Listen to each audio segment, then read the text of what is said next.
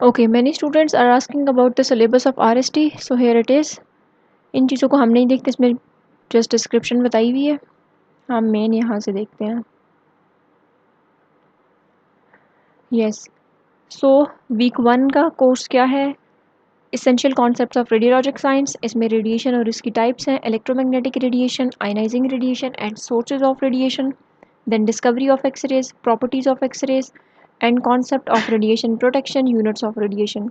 और ये जो पिंक कलर में है ना, ये आपके पास प्रैक्टिकल्स है ऑस्पी के लिए. देन वीक 2 का कोर्स है स्ट्रक्चर ऑफ मैटर. इसमें हमने देखना था इलेक्ट्रॉन अरेंजमेंट को.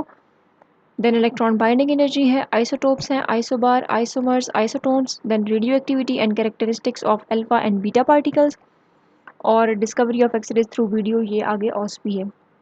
देन वीक 3 में हमारे पास है इलेक्ट्रोमैग्नेटिक एनर्जी. इसमें फोटॉन है, इलेक्ट्रोमैग्नेटिक एनर्जी है, properties of photon, inverse square law and electromagnetic spectrum. Then week 4 में हमारे पास आता है एक्सरे इमेजिंग सिस्टम. उसमें हमने एक्सरे इमेजिंग सिस्टम के कंपोनेंट्स देखने हैं: operating console, auto transformer, exposure timers, operation of high voltage generator. Then हम लोगों ने single phase, 3 phase and high frequency power, importance of voltage ripple to X-ray quantity and quality. Then हमारे पास week 5 का course है x ray tube, और week 6 में भी एक्सरे ट्यूब ही है. तो ये पूरा चैप्टर हमारे कोर्स के अंदर शामिल था, जिसमें हम लोगों ने एक्सरे ट्यूब की डिज़ाइनिंग देखी थी, एक्सटर्नल कंपोनेंट्स देखे थे, इंटरनल कंपोनेंट्स देखे थे, कैथोड है, फिलामेंट करंट्स हैं. देन हमारे पास है जी part of anode and induction motor. Line focus principle था, किस तरह से लाइन फोकस प्रिंसिपल रिलेट होता है हील इफेक्ट से, एक्सरे ट्यूब फेलियर किस किस तरह से होता है, तो ये सारी चीज़ें हमने डिस्कस कर ली थी. देन वीक 7 है हमारे पास एक्सरे प्रोडक्शन, और वीक 8 भी एक्सरे प्रोडक्शन ही है. इसमें हमने इंटरेक्शंस देखनी थी.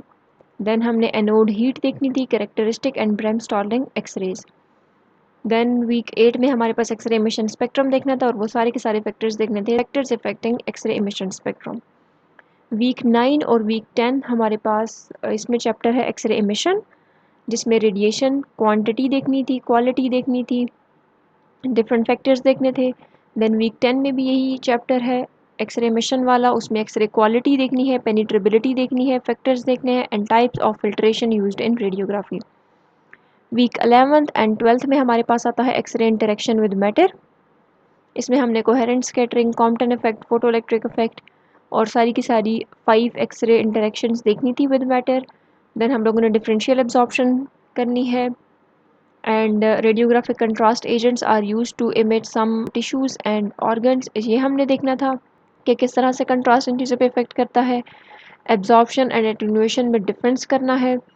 देन वीक 13 में हमारे पास आता है concept of radiographic image quality, और इसमें हम लोगों ने इमेज क्वालिटी देखनी है, रेजोल्यूशन है, नॉइस है, स्पीड है, फिल्म फैक्टर्स को देखना है, शेप ऑफ कैरेक्टरिस्टिक कर्व है, toe, shoulder and straight line portion of characteristic curve.